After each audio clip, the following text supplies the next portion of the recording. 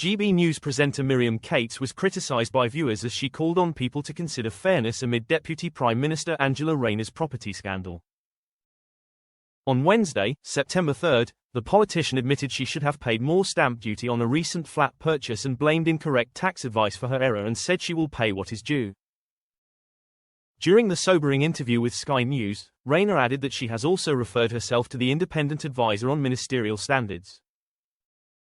With mounting pressures for Rayner to resign, GB News presenter Miriam Cates featured on Martin Daubney's show to defend the Deputy Prime Minister. She said, "Call me old-fashioned, but I think fairness is really important. I think it's a very important British value, and I think it underpins our democracy."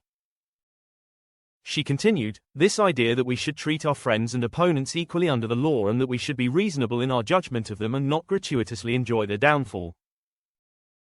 However, viewers revealed they were unimpressed by Miriam's opinion as one said, "I don't think it's fair that she tried to dodge £40,000 when my taxes and costs of living are going through the roof."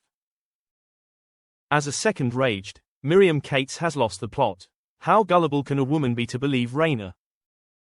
While a third echoed, "Miriam, she's a hypocrite. There's being fair, but you are talking about a woman who has criticised and slated Conservative MPs for the same thing."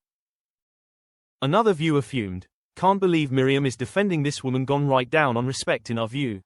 As one said, "Miriam, I know you like to see the good in people, but if roles were reversed, would you get the same consideration?"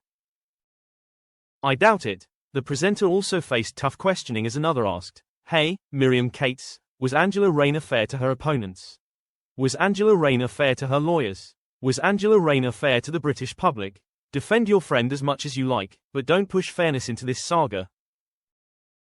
Despite the backlash, Miriam continued, "It's not just Angela Rayner that will be damaged by this gleeful pile-on, but all of our politics, and I do agree that she had some responsibility for creating the culture that we now live in."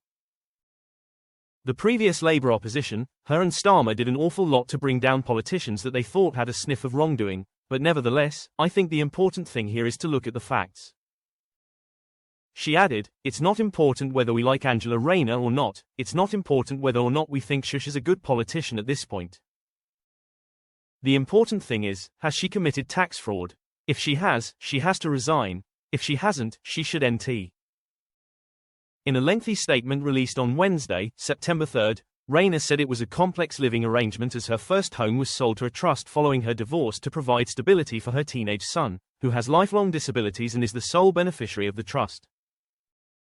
She said initial legal advice was that the standard rate of stamp duty applied, but following media reports, she sought expert counsel who said more tax is due. She added that these matters were confidential, but she applied to a court yesterday to get this lifted in the interests of public transparency.